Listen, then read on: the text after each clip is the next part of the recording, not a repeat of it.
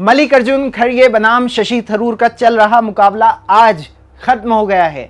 आज खड़गे की जीत से यह तय हो गया है कि करीब 20 साल बाद कांग्रेस पार्टी को ऐसा प्रेसिडेंट मिला जो गांधी परिवार से नहीं है। ध्यान देने वाली बात यह है कि खड़गे हमेशा से गांधी परिवार के फेवरेट रहे हैं और ध्यान देने वाली बात यह भी है कि कांग्रेस पार्टी को कई सालों बाद एक बार फिर से दलित प्रेसिडेंट मिला है। इससे पहले जगजीवन राम कांग्रेस पार्टी के प्रेसिडेंट रह चुके हैं। आज यानी 19 अक्टूबर को 17 अक्टूबर को डाले गए वोटों की गिनती हुई। पूरे भारत में कांग्रेस पार्टी के करीब 9,500 कार्यकर्ताओं ने वोट डाले। देश में अलग अलग जगहों पर कैंप लगे और वोटिंग हुई।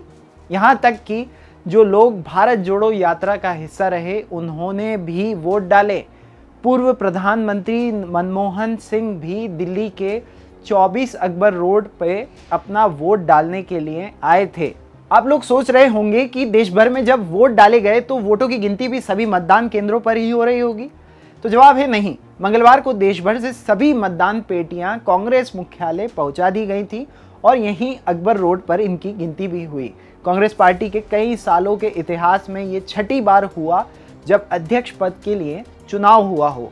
अब तक 1939, 1950, 1977 और 1997 और 2000 में कांग्रेस पद के अध्यक्ष के चुनाव हुए हैं और ये भी कई सालों में पहली बार हुआ है जब कामराज फॉर्मूला काम नहीं किया हो, जिसमें वो पहले आपसी सहमति से अपने प्रेसिडेंट का चयन किया करते थे।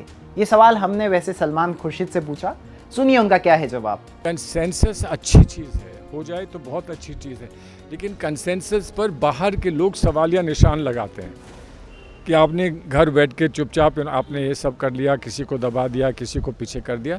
तो खुलकर चुनाव। सर, दबाने की कोशिश तो की गई थी। जिस तरीके से अशोक गहलोत के बयान आ रहे थे, आप देख रहे थे कि शाम तक वो बोल रहे थे थरूर जी अपना नाम वापस ले लें तो नहीं, अशोक गहलोत को भी तो कुछ कहने का हक होना चाहिए ना। अगर मैं ये समझूं कि कंसेंसस बेटर है इलेक्शन से तो मुझे कहने का हक है। अगर मैं समझूं कि इलेक्शन बेटर है कंसेंसस से तो मुझे कहने का हक है। तो अशोक गहलोत पर आप अंकुश क्यों लगाएंगे? सिर्फ इसलिए कि वो अनुभवी हैं इसलिए उन पर अंकुश लगाएंगे? उनकी एक सिस्टमैटिक ट्रेनिंग रही है। वो जो समझते हैं कि आज सबसे बेहतर क्या बात है वो उन्होंने खुलकर आपसे कह दिया और आप लोग उनसे पूछते हैं, वो खुलकर आपसे बोलते हैं, तो उसको तो इनकरेज करना चाहिए। इसके अलावा आप सभी जानते हैं कि ये मुकाबला शशि थरूर बनाम अशोक गहलोत होने वाला था, लेकिन अशोक गहलोत को अगर पार्टी का अध्यक्ष बनना था तो उन्हें मुख्यमंत्री के पद से इस्तीफा देना पड़ता, लेकिन मुख्यमंत्री गहलोत ने नहीं दिया। आपका एक सवाल ये होगा कि इस्तीफा क्यों नहीं दिया और क्यों देना पड़ता उन्हें?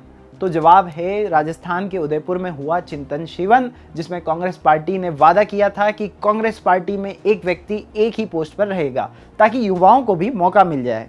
लेकिन गहलोत अड़े रहे, उन्होंने मुख्यमंत्री की कुर्सी नहीं छोड़ी और पार्टी के अध्यक्ष बनने से इनकार कर दिया, क्योंकि अशोक गहलोत चाहते थे कि वो मुख्यमंत्री भी बने रहें और पार्टी के अध्यक्ष भी बने रहें, जो कि पॉसिबल नहीं था क्योंकि पार्टी ने उनके लिए कुछ और ही सोच रखा था।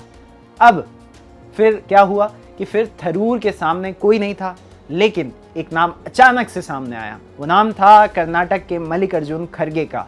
खड़गे फरवरी 2021 से कुछ दिन पहले तक राज्यसभा में पार्टी के लिए लीडर ऑफ ऑपोजिशन थे, लेकिन फिर उन्होंने अध्यक्ष पद का चुनाव लड़ने के लिए लीडर ऑफ ऑपोजिशन के पद से इस्तीफा दिया। जब खड़गे अपना नामांकन के लिए गए थे तब उनके साथ तमाम कांग्रेस के दिग्गज नेताओं की मौजूदगी थी, जिससे ये साबित तो हो ही रहा था कि खड़गे ही अगले कांग्रेस के प्रेसिडेंट बनने जा रहे हैं। मुकुल वासनिक, मनीष तिवारी से लेकर हरियाणा के पूर्व मुख्यमंत्री भूपेंद्र सिंह हुड्डा तक उनके साथ मौजूद रहे। वहीं शशि थरूर के साथ सलमान सोज और कार्ति चिदंबरम के अलावा कई युवा नेता मौजूद थे। थरूर ने बीच में ये भी आरोप लगाए कि उनको वोट डालने वाले डेलीगेट्स की लिस्ट नहीं दी जा रही है, लेकिन उनके आरोपों का सवाल हमने ले जाकर मधुसूदन मिस्त्री के सामने रखा, जो कि इस इलेक्शन की प्रक्रिया के अथॉरिटी हैं। उनका क्या जवाब है, सुन लीजिए। अरे, डेलीगेट की लिस्ट का जो उन्होंने पहले बाद में कबूल किया, उस पर किसी एक के सामने उनसे कुछ कहना नहीं है। सेटिस्फाइड हमारा ये कहना था कि आप जब नॉमिनेशन भरोगे तब हम आपको लिस्ट देंगे। वो लोग मानते थे कि लिस्ट सबको सार्वजनिक करनी चाहिए। हमने कहा था सार्वजनिक नहीं हो सकती है, क्योंकि ये सार्वजनिक जो इलेक्शन नहीं है, ये कांग्रेस पार्टी का इलेक्शन है और पूरे देश में सब लोग कांग्रेस पार्टी के मेंबर नहीं हैं। उसके बाद में सब लिस्ट ले गए, यहाँ से खुद शशि थरूर आए थे, खुद लेके गए।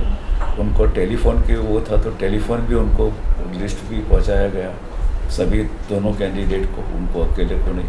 हमारे पास जो लिस्ट था वही उनके पास में था, वही तो खड़गे जी के पास में था। तो वो सब कंप्लेन अब रही नहीं किसी की।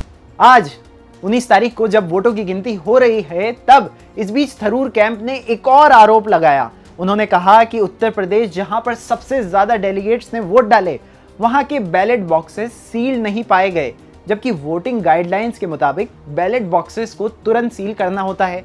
थरूर कैंप का यह भी आरोप है कि कई डेलीगेट्स को वोटिंग के दिन आईडी कार्ड्स दिए गए और खुल के खड़गे को वोट करने को कहा गया।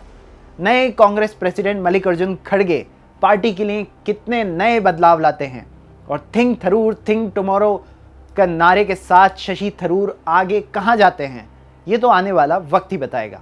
वीडियो देखने के लिए बहुत बहुत शुक्रिया। मेरा नाम याकूत अली है, कैमरे के पीछे हैं देवी दत्त।